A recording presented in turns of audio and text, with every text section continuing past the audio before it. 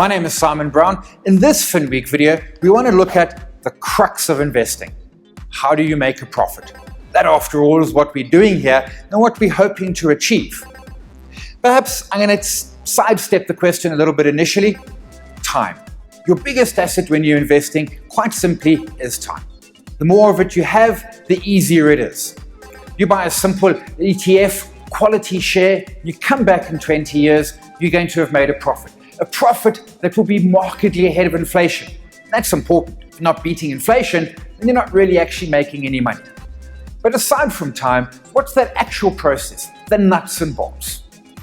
Really, there are two ways we make money in the market. The first is buy low, sell high. You buy a share at 10 Rand and then you sell it for 12, 15, maybe even 20 Rand. Part of the challenge there is really what constitutes low. Where is the value in your share? The harder part, to my mind, is, well, what is high? You might have bought the share at 10 Rand, it gets to 15 and you think, you've done brilliant, you've made 50%. 50% is great, but is that all the share is going to give you? Again, we come back to time.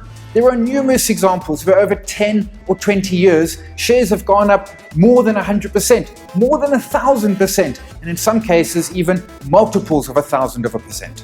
For me, it's about buying that quality share and ideally holding it forever and focusing on the second way that we make money from shares, dividends. Dividends are in essence your share of the profit. Twice a year, a company will publish results stating how the business has done, what their revenue has been, what costs they have had, and ultimately, what profit have they made. Having made a profit, the company may decide to give some of those profits back to the owners of the business, the shareholders. That's me and you. And they do this in form of a dividend, usually paid twice a year, one at the mid-year, and then a larger dividend at the end of the year.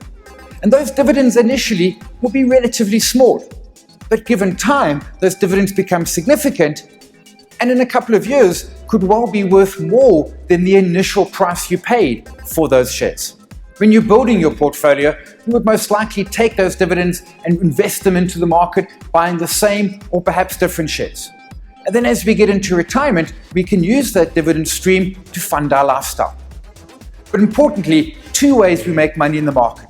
The buy low, sell high, or my preferred, buy low and reap the dividends. My name is Simon Brown, and you've been watching another Finweek video on how to get into the JSE and profit from investing.